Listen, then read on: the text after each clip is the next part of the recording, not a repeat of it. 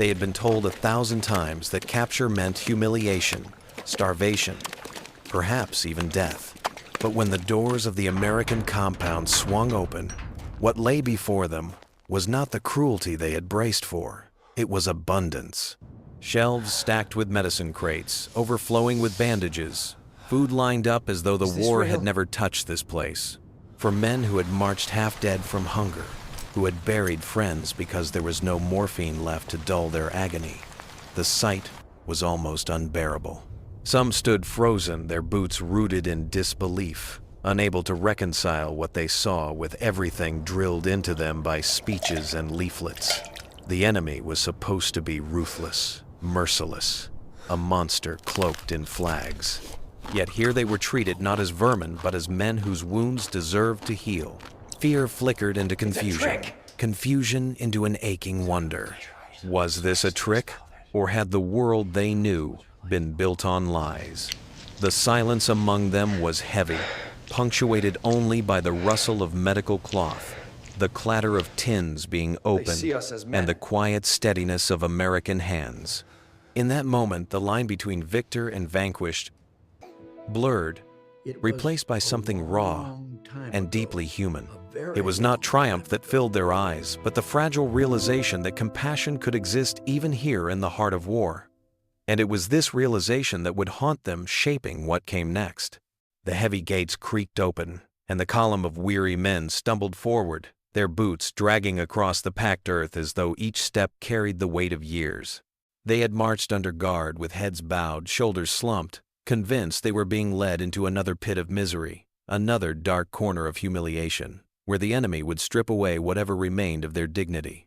Whispers had followed them during the long trudge that Americans treated prisoners like animals, that food would be withheld, that punishment would be the only language spoken.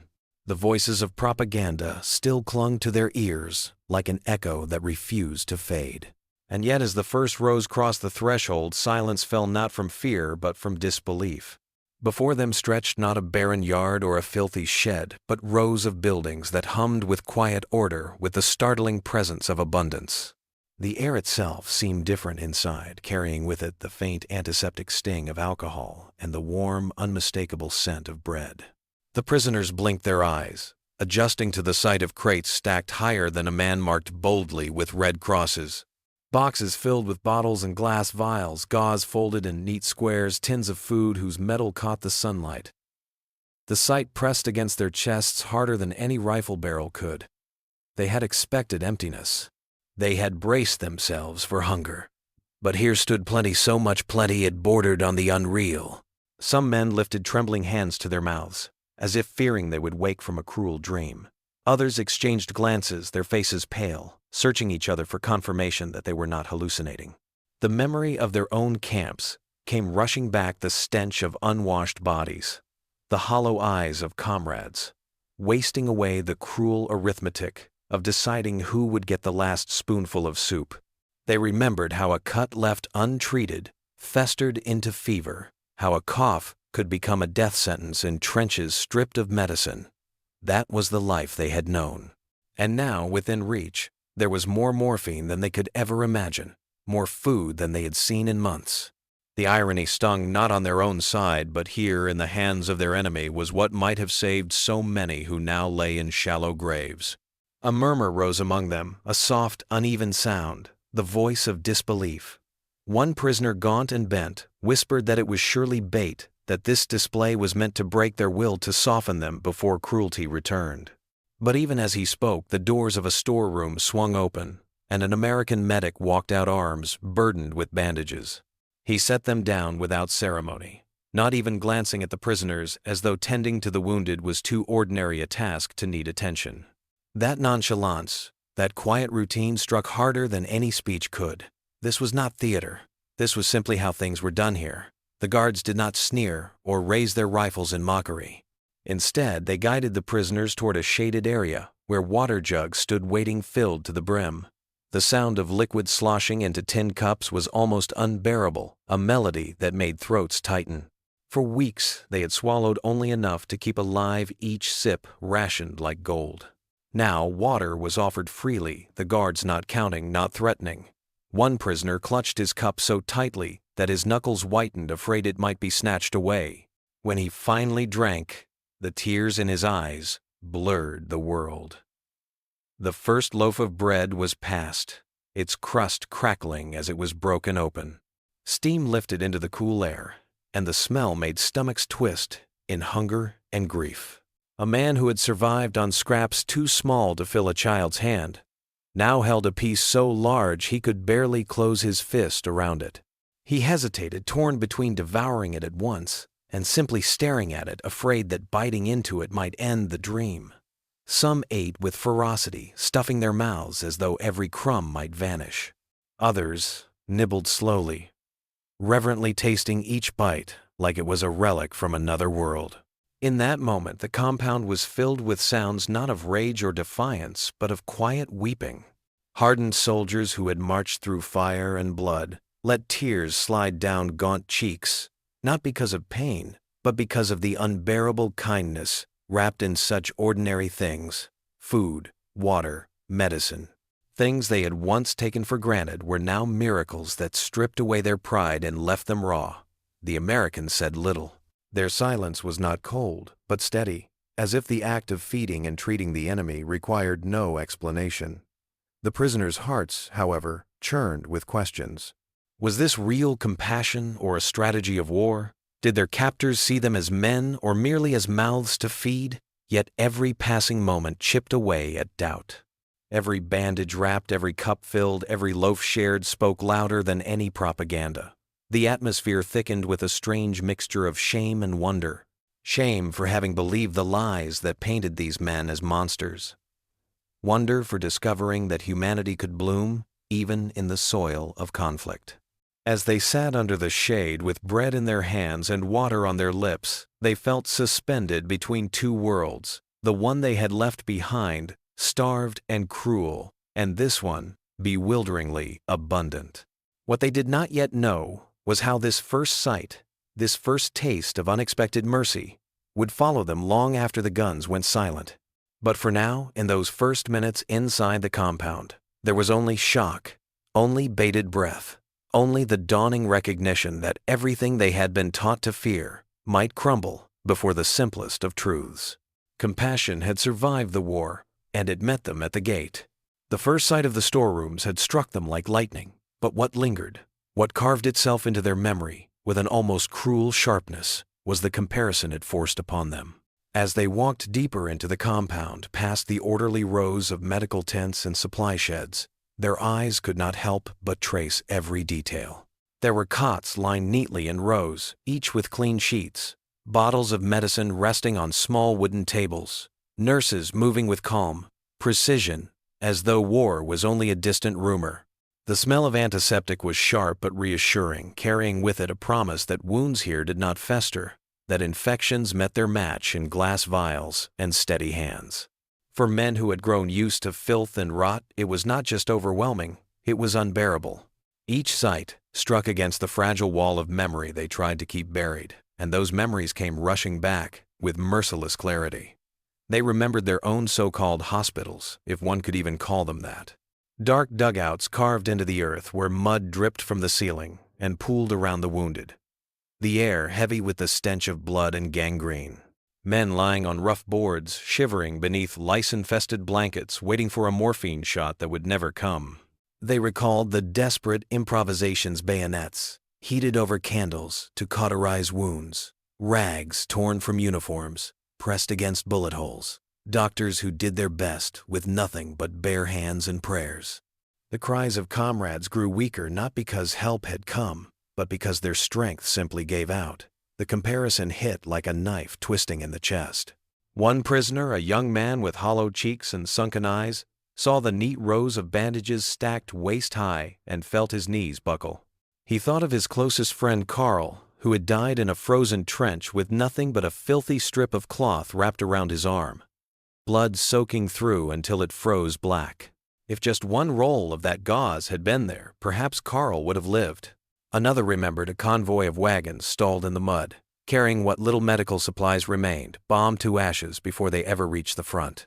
He stared at the American stores, at bottles gleaming like jewels, and bitterness rose like bile. All this medicine, all this life, and none of it had been theirs. The abundance of the Americans was not just comfort, it was power. It was a weapon more devastating than artillery because it exposed the truth so plainly. The Germans had been told they were strong, resilient, superior, but superiority had not kept their comrades from dying like flies in ditches. Here the enemy could save lives, not because of some mythical strength, but because their factories never ran dry, their ships never ceased to arrive, their resources seemed endless. For every vial of morphine absent in the trenches, for every comrade lost the sight of these overflowing shelves, deepened the wound. They thought of the hunger too, the gnawing emptiness that had become part of their bodies. In their own camps, rations had shrunk to scraps, a crust of bread so thin it dissolved on the tongue, a watery soup that barely colored the bottom of a tin cup. They remembered dividing food with shaking hands, arguments breaking out over crumbs, and the shame of watching men steal from each other in desperation. Now in front of them, tins of meat were stacked like bricks. Loaves of bread sat cooling in neat rows. Sacks of flour filled the air with the faint smell of wheat. The cruelty of the contrast was almost too much to bear. Some men closed their eyes, but closing their eyes only made the memories stronger. They saw comrades collapsing on marches, bodies left behind in snow because there was no strength to carry them. They saw hollow-eyed children in villages along the way, begging for scraps ignored, because even soldiers had none to give. The enemy, the Americans, fed their prisoners better than German soldiers had been fed at the front. That realization hung in the air, heavier than any chains on their wrists. The shock shifted into something deeper, quieter, more dangerous. Shame. It gnawed at them as they watched American nurses adjust blankets, check pulses, and hand cups of water to men who just hours before had been enemies. How could they reconcile this with the image painted for them? Their leaders had promised a war of glory, a nation rising with discipline and might, but all they could remember were frost-bitten feet, starvation, and death by neglect. Here on foreign soil, in the hands of their captors, they saw what care looked like, what it meant to fight a war, not only with weapons, but with supplies, with preparation, with the will to keep men alive.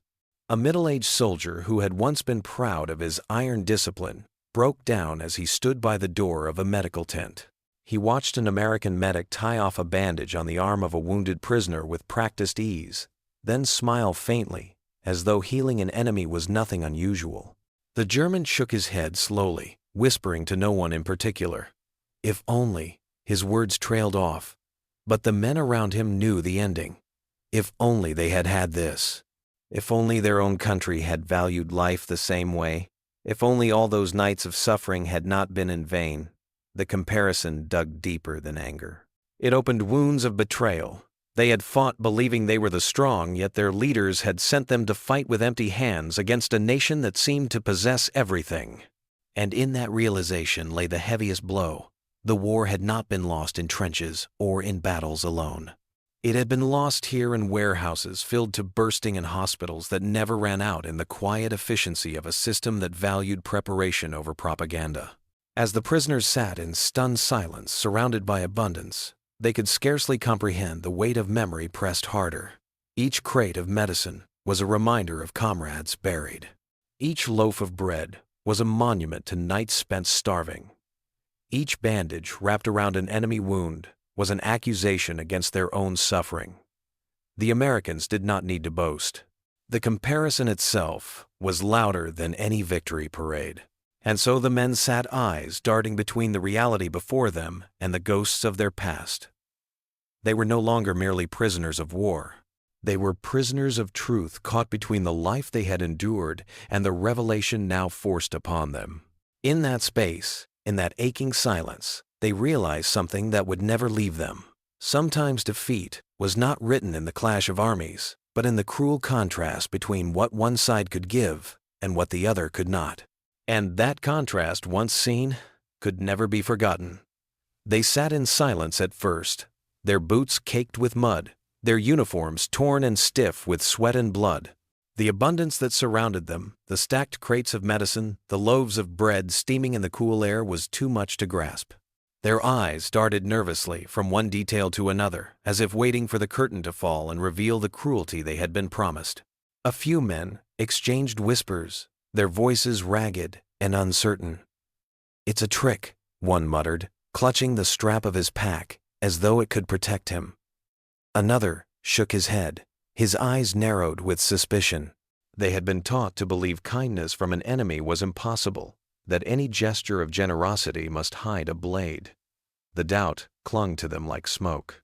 Yet slowly, almost gently, that doubt began to bend under the weight of what they saw. A medic knelt before one of their number, an older soldier whose leg had been torn open by shrapnel. The man flinched when the American reached for him, expecting a blow. But instead of roughness, there was only the firm, steady touch of hands wrapping clean gauze around his wound. The soldier gasped softly, his eyes wide, as if even the sting of disinfectant was a kind of mercy. The men around him watched their faces drawn tight, as though they too could feel the bandage pulling across their own broken skin. Not one harsh word was spoken, no laughter at his weakness. Just the quiet rhythm of care, the gentle murmur of instructions passed between medics. The whispers among the prisoners shifted. Where once there was suspicion, now there was confusion. "Why would they do this?" one asked, his voice cracking. No one had an answer. A gaunt young man who had marched for days on nothing but water finally received a cup of broth. He lifted it to his lips with trembling hands, eyes darting as though someone might slap it away. When no one did, when the warmth slid down his throat, his shoulders shook with a sob he tried to swallow. He covered his face with one hand, ashamed of his tears, but the tears came anyway. Others began to test the boundaries of this strange mercy. A man who had hidden a festering cut on his arm out of fear of infection finally held it out, half expecting ridicule. Instead, a nurse dabbed it clean, her expression calm, almost indifferent to the fact that the arm belonged to someone who had once raised a rifle against her people. That indifference, that refusal to treat him as anything less than human, was its own form of grace. The prisoners looked at each other with haunted eyes. This was no trick. This was real. Still, the skepticism did not vanish all at once. A few muttered darkly that this kindness was calculated, that the Americans only wanted to keep them alive for labor or propaganda. But every small gesture chipped away at that wall of cynicism. A loaf of bread passed from hand to hand, without anyone snatching it away. A jug of water set down within reach, with no guard counting every swallow. Blankets laid across weary shoulders, without demand for thanks. It was in these small, ordinary acts that the impossible truth began to take root. The silence between the prisoners grew heavy, filled not with fear, but with the sound of breathing, of chewing, of the occasional muffled sob. Eyes once sharp, with suspicion softened into something closer to grief. For what they were receiving now was not just food and medicine. It was a reminder of everything they had been denied, of the comrades who might have lived had such care been theirs. The realization hurt more than hunger ever had. And yet in that pain, something fragile stirred the recognition that even enemies could show compassion. One soldier, his voice rough from days without speech, finally whispered what many were thinking. "They see us as men."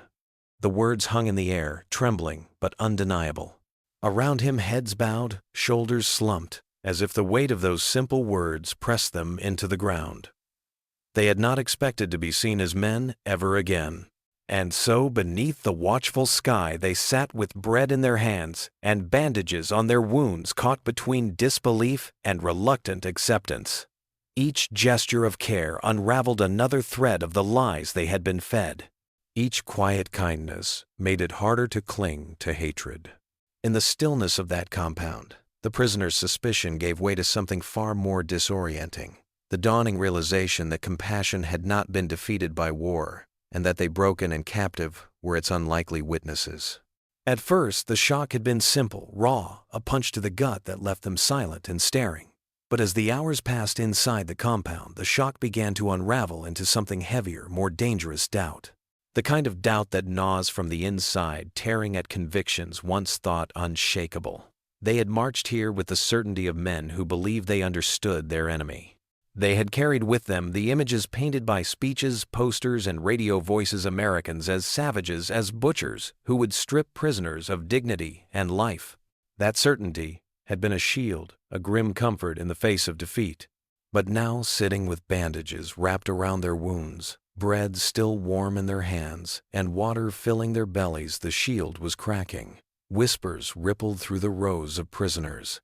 One man leaned toward another and muttered that perhaps the Americans were only pretending that cruelty would come later.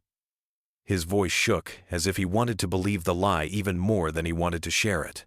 But his comrade only shook his head, eyes distant, as though he could no longer force the old story into the shape of truth. The contradiction was too stark. They had seen kindness with their own eyes, felt it in the gentle pressure of a medic's hand, tasted it in food freely given. How could they reconcile these moments with the image of monsters they had been fed? For some, the realization struck like lightning. They remembered the endless propaganda, the posters screaming that America was decadent, weak, ruled by greed and chaos. Yet here the system worked with a quiet order their own had never achieved. Supplies flowed. Hospitals brimmed. Soldiers were fed not scraps, but meals that kept them strong. It was as if everything they had believed about themselves and their enemy had been turned upside down. The empire that had called itself superior had left its soldiers to starve in frozen trenches, while the so-called weak enemy wrapped its prisoners in blankets. The weight of betrayal settled slowly. One young soldier, no older than 20, pressed his face into his hands and whispered his mother's words, how she had told him he fought for honor for a nation that cared for its sons. His voice cracked when he murmured, "She lied, or they lied to her." Around him, other men sat in silence, each lost in his own storm of memories. They saw again the comrades who had begged for help that never came, the children in villages who had starved the wounded, carried on stretchers until they collapsed. And now they saw how easily it could have been different. The Americans said nothing to sway them. They did not need to. Every quiet act of compassion was louder than speeches. Each gesture made the propaganda echo like a hollow drum exposed for the emptiness it had always been. The prisoners began to avoid each other's eyes, afraid to let their thoughts show. They feared what it meant to admit the truth that they had fought, bled, and watched friends die for a vision that was nothing but smoke. That the enemy was not a beast in human skin, but a mirror reflecting their own humanity back at them. For men who had lived on certainty, the uncertainty was unbearable. Some clung stubbornly to the old beliefs, muttering that this was strategy, nothing more, that the Americans wanted to confuse them. But even their voices wavered thin and unconvincing. Others sat quietly, unable to speak at all, their silence heavier than denial. They were men adrift, no longer sure of what was true, stripped of the conviction that had carried them through years of war. The sun dipped low over the compound, throwing long shadows across the yard where the prisoners sat. In those shadows, doubt grew like a seedling breaking through stone. They could not stop it no matter how hard they tried. Every detail, every loaf, every bandage, every calm face was water to that seed. They knew deep down that something inside them had shifted, and that it could not be undone. What unsettled them most was not the kindness itself, but the realization it demanded that they had been deceived, that the voices they trusted had twisted the truth until it bore no resemblance to reality. And once they admitted that deception, everything else trembled. If the enemy was not what they had been told, then what of the war? What of the sacrifices, the lives lost, the future promised? That night, as they lay on cots provided by the very men they had been taught to hate, the prisoners stared into the presses, dark, with eyes wide open. Sleep did not come easily. In the silence, the old certainties collapsed like rotted wood. Their faith in the words of their leaders, their belief in the superiority of their cause, all of it lay in ruins. They were left with nothing but the truth their senses refused to deny: the enemy was not a monster, and that truth, fragile and undeniable, was more frightening than any weapon they had ever faced. They had braced themselves for chains, for blows, for the humiliation of being reduced to something less than human. But as the days unfolded within the compound, a different reality revealed itself quietly, steadily, almost unbearably. What struck them most was not the abundance of food or the endless shelves of medicine, though those things had shaken them to the core. It was the way those supplies were used.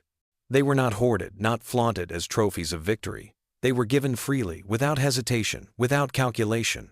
And in that giving, something more profound than shock began to take hold, the realization that compassion could cross even the sharpest of divides, that humanity could survive, even in the heart of war. They watched American medics move from cot to cot, tending not only to their own men, but to them, the prisoners, the defeated, the enemy. One soldier, feverish and trembling, was lifted gently by strong arms and laid on clean sheets. A nurse pressed a cool cloth to his brow, her expression calm, her hands steady. He flinched at first, instinctively recoiling from the touch of an enemy. But as the minutes passed, his breathing slowed, his eyes closed, and for the first time in months he slept without fear.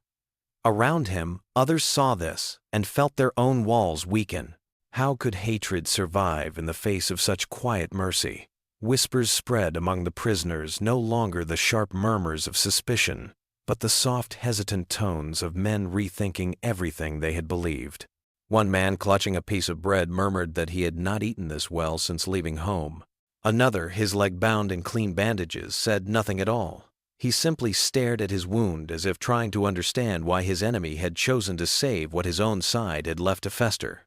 Each story, each gesture, pulled them further from fear and closer to a feeling they hardly dared admit: gratitude. It was a dangerous gratitude, tangled with grief. For every prisoner healed, a memory rose of someone who had died without such care. They thought of comrades abandoned in muddy trenches, of friends lost to infection, of brothers starved into silence. The kindness of the Americans did not erase that pain, it sharpened it. And yet in that sharpness, a new respect bloomed, one that none of them had expected to feel. They had been taught to see their captors as brutes, but now they saw men and women who carried themselves with a kind of dignity, who treated life itself as something sacred, even when that life belonged to those who had tried to take theirs. The shift was subtle but undeniable. Fear, once heavy in their chests, gave way to something softer. They began to lift their eyes when spoken to accept food without trembling, to trust that the hands reaching for their wounds meant to heal, not to harm. Slowly, suspicion turned into acknowledgement, acknowledgement into respect. And respect, though none of them dared speak it aloud, slid quietly toward admiration. What broke them most was the ordinariness of it all. The Americans did not act as if they were performing some great charity. There were no speeches, no gestures of triumph. To them it seemed bandaging an enemy wound or passing bread across a table was as natural as breathing. This absence of ceremony carried its own kind of power. It suggested that humanity was not something to be rationed or politicized. It simply was. It persisted even here in the smoke of war, stronger than ideology, stronger than hatred. Some prisoners wrestled with this more than others. Pride made it difficult to accept kindness, and guilt made it harder still. But pride and guilt were no match for the steady rhythm of compassion. Every day another wound healed, another stomach filled, another soul reminded against his will that he was still a man worth saving.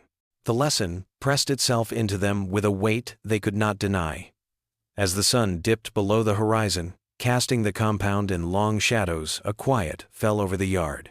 Men who had once sat rigid with suspicion now leaned against one another, whispering softly about home, about survival, about what might come after this war. The fear that had once defined them was fading, replaced by something humbler, something almost reverent. They were beginning to understand that the true strength of their captors did not lie in weapons or supplies, but in the stubborn refusal to abandon humanity, even when dealing with the enemy. In that understanding lay the first seeds of change. They had entered the compound as prisoners braced for cruelty. Now they sat as men who had glimpsed a truth larger than war itself, that compassion, once given, could dismantle even the fiercest lies. And in that fragile shift from fear to respect, they felt something stir, a hesitant, aching sense of admiration that no battlefield could erase. Years later, long after the gates of the camp had closed behind them, and the uniforms had been folded away into dusty trunks. The memory of those first days, as prisoners, refused to fade. It clung to them in ways they could not shake, resurfacing in quiet moments when the world around them seemed safe again. At night, sitting at kitchen tables with wives and children who could not imagine the hell they had endured, they would fall silent, staring at the steam rising from a bowl of soup, remembering the first warm meal handed to them by hands they once called enemies. What had begun as a shock inside the compound grew into something more enduring, a story that demanded to be retold, not as propaganda, but as truth carved into their very souls. Some tried to bury it at first to return home and blend into the rhythm of life, to nod along when neighbors cursed the victors or when politicians spoke of betrayal. But the images would not let go. The crates of medicine stacked higher than men, the bread broken and shared the bandages wrapped with care. These were not illusions, and they refused to dissolve into bitterness. Quietly, almost secretly, many began to tell their families what they had seen. Around firelit tables, fathers told sons that the Americans had not treated them as animals. Around cradles, men whispered to daughters that the world was more complicated than hatred, that even in war, mercy could appear where it was least expected. In the years that followed, those memories became more than private confessions. They became seeds planted in a wounded land. When the time came to rebuild, to decide what kind of nation might rise from the ashes, these men carried their stories into the public square. They had lived through the lies of propaganda, and they knew the cost of blind obedience. Having once been shown compassion by those they were told to despise, they found it impossible to cling to the old certainties of hate.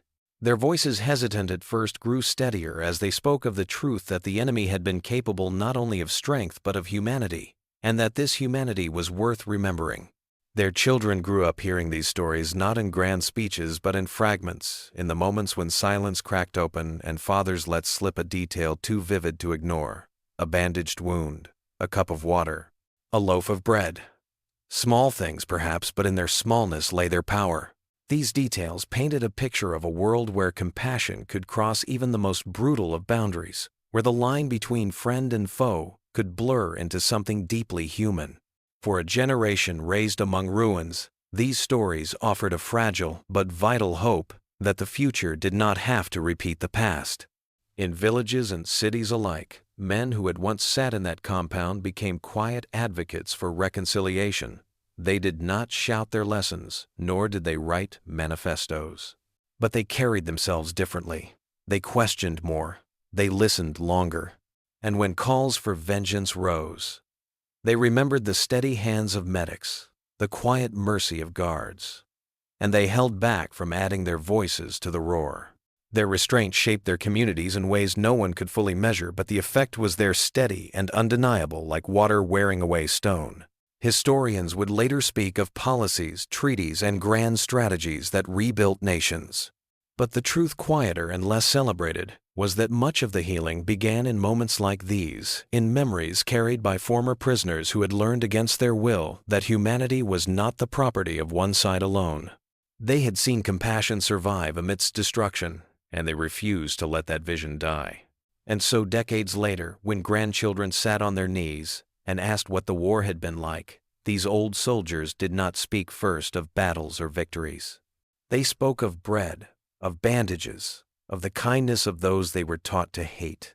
The children listened wide-eyed, absorbing a truth more powerful than slogans, that mercy shown to an enemy can outlast the war itself, that compassion has the power to rebuild where violence has only torn down. This was the lasting victory, the one no army could claim, but which endured nonetheless. It was not written in banners or medals, but in the quiet transformation of men who discovered that the world was larger and gentler than they had ever been told. The memory of that camp, of that unexpected mercy, became part of the soil from which a new society grew, and in its roots lay the undeniable truth that even in the darkest of wars, a single act of compassion can echo across generations, changing not just those who received it, but the world they would leave behind. War has always left scars on the land, on the cities, and most of all, on the hearts of the men who lived through it. Yet within the brutal chaos of battle and captivity, there are fragments of light that refuse to be extinguished. We have followed the journey of those prisoners who stepped through the gates expecting cruelty and despair, only to be confronted with abundance, care, and a compassion that defied every lesson they had been taught. We watched them stumble from shock into disbelief, from suspicion into gratitude, and finally into a quiet respect that began to dismantle the lies they had once believed. In the silence of those camps, bandages spoke louder than speeches. Loaves of bread became symbols, more powerful than bullets. And the simple act of treating an enemy as a human being planted seeds of change that outlived the war itself. What this story reminds us is that history is never only about dates, battles, and strategies. It is about people, their choices, their doubts, their transformations. It is about the way humanity survives, even where it seems least likely, and how the smallest gestures can ripple into generations of memory and reconciliation. When we peel back the layers of propaganda and myth, we discover that war is not only fought with weapons, but also with values. And in those values, we see what kind of future can be built from the ruins of the past. For us today, looking back, the question lingers. How many other stories like this remain hidden in the archives, in the letters, never read in the testimonies? Nearly forgotten, how many times did compassion rewrite the narrative of war in ways official history books never mention? These are not just curiosities. They are reminders that history is alive, waiting for us to uncover it, to listen, and to learn. So here is where you come in. If this story stirred something in you, if it made you reflect on the resilience of humanity, if it opened your eyes to the contradictions of war, then stay with us. Join the conversation in the comments. What would you have felt if you were one of those prisoners standing at the threshold of that compound? Would you have trusted what you saw, or clung to the beliefs you carried in?